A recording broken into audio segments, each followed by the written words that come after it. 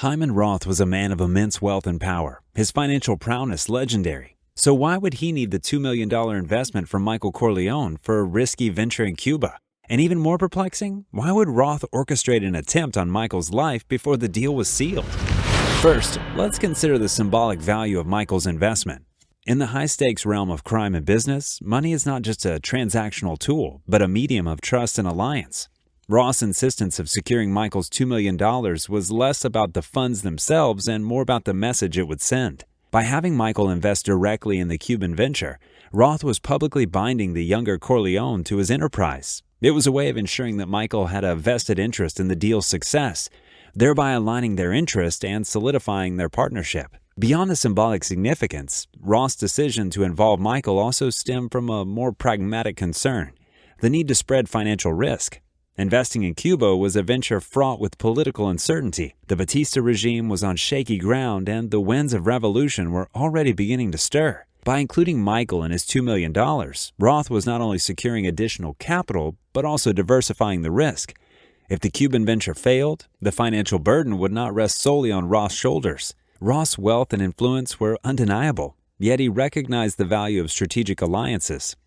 Though he could have easily funded the Cuban initiative on his own, he chose to bring Michael into the fold. This decision speaks to Roth's nuanced understanding of power dynamics in the criminal underworld, a world where strength is often measured not just by individual resources, but by the web of relationships and dependencies one can cultivate.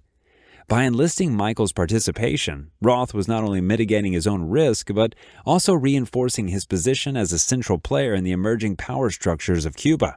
Should the venture succeed, Roth would have a powerful ally in Michael, whose political ambitions were well known. And should it fail, Michael would bear some of the blame, shielding Roth from the full consequences.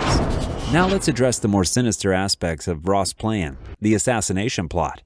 If Roth needed Michael's money, why move to eliminate him before the deal was complete? This is where Roth's mastery of deception comes into play. By orchestrating the assassination attempt, Roth was engaging in a high-stakes game of misdirection.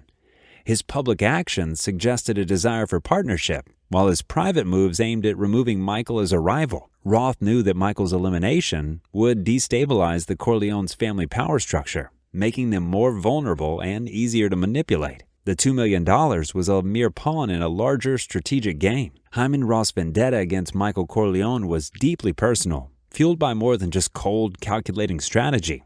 The killing of Mo Green, Roth's closest associate and protege, by Michael had left a bitter personal grudge burning within Roth. Green was more than just an associate to Roth. He was a symbol of Roth's influence and reach in the criminal world. Michael's decision to eliminate Green was a direct challenge to Roth's authority and a clear message that he did not respect Roth's power, a slight that could not go unanswered in the world of organized crime. Moreover, eliminating Michael would serve to consolidate Roth's power. The Corleone family, under Michael's leadership, had become a powerful force. By removing Michael, Roth would weaken the Corleone's family influence and create a vacuum that he could exploit. This power shift would allow Roth to maneuver more freely within the criminal underworld and expand his operations without facing significant opposition. Roth's seemingly contradictory actions were actually part of a larger, meticulously calculated plan. The $2 million was just a pawn in a far grander game, where Roth, ever the strategic mastermind, was determined to emerge victorious, regardless of the personal and professional cost. Motivations in organized crime are rarely straightforward, and Roth's need for Michael's investment was a complex interplay of symbolism, risk management, deception, and political maneuvering. Despite Roth's immense wealth, he remained dependent on strategic alliances and was not immune to the intricate dance of power and influence that defined his realm. The personal nature of Roth's vendetta against Michael went beyond just cold, calculating strategy.